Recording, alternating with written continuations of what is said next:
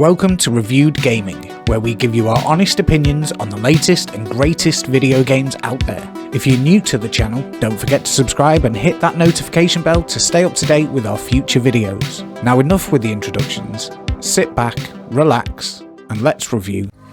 The Steam Deck is revolutionizing the way I and possibly many others play video games, and I think it's also important to mention here that I am predominantly a console gamer, with only really venturing into the world of PC gaming in the last year or so. So why is that important, you may ask?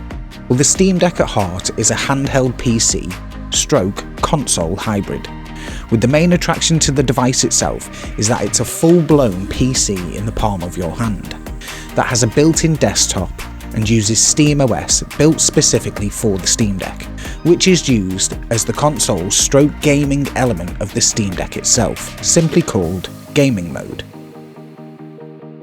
I have had my Steam Deck for a couple of months now, and I want to start off this review by saying that has been one of my favourite purchases in the past few years. And yes, that includes having purchased the PS5 and the Nintendo Switch, to name a few. So where do I begin? What do I talk about first? Well, let's just start with the device itself. Visually, the Steam Deck itself isn't anything of a spectacle to look at. Some might say that it looks rather basic and lackluster, but don't let that fool you. The Steam Deck itself has a large touchscreen LCD display with great form factor, and I find that it sits comfortably within my grasp and I have access to all the buttons without any restrictions.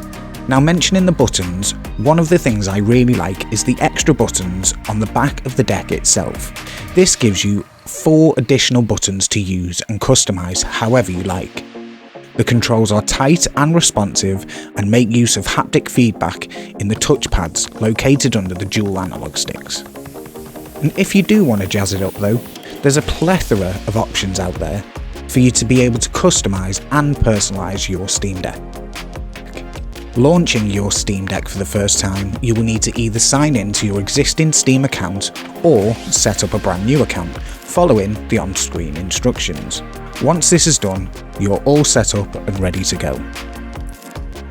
Now, if you already have a Steam account, then the Steam Deck should automatically organise and show you which of the games are ready to go and fully compatible with your brand new Steam Deck. But if you're new to Steam, then you can just head straight to the store and find a game that you want to play, all of which are categorised into what is playable and what is yet still to be playable.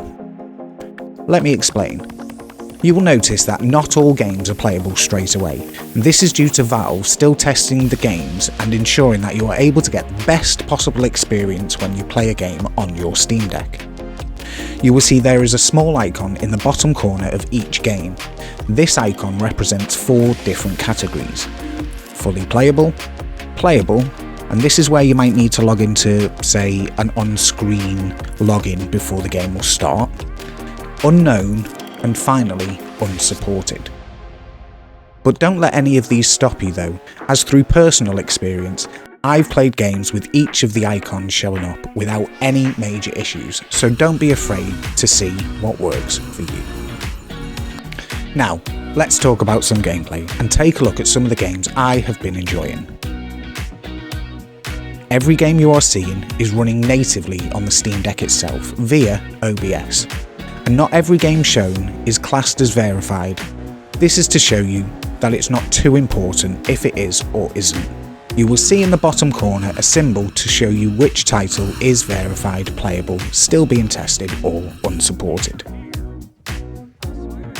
The Steam Deck itself also has a great built-in feature, which by pressing this button located on the lower right hand side of the Steam Deck, gains you access to some amazing little tinker tools, allowing you to change some things to help improve your experience with each game you play.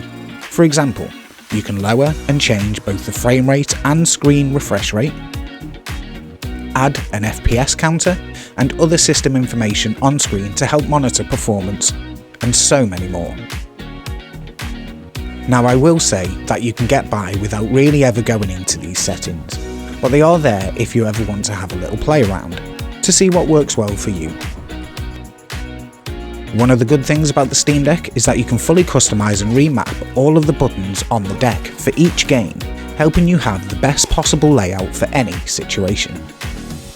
Let me take you back to what I said at the beginning of this video, and that is that I have had my Steam Deck for a couple of months now, and that's exactly how I feel about how to sum up the Steam Deck itself.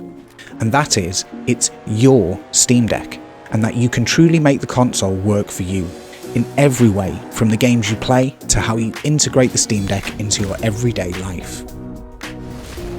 I can see the Steam Deck as bridging the gap between console and PC gaming without having to fork out for multiple machines or a pricey PC. Plus, you get all the benefits of having access to not only thousands of games on the Steam store, but you can also play games from both Sony and Microsoft studios, especially the exclusives. To me, the Steam Deck is a no-brainer, and if you hook it up to a dock and add a monitor, a Bluetooth controller, mouse, keyboard, you have the ultimate gaming device, subject to opinion of course.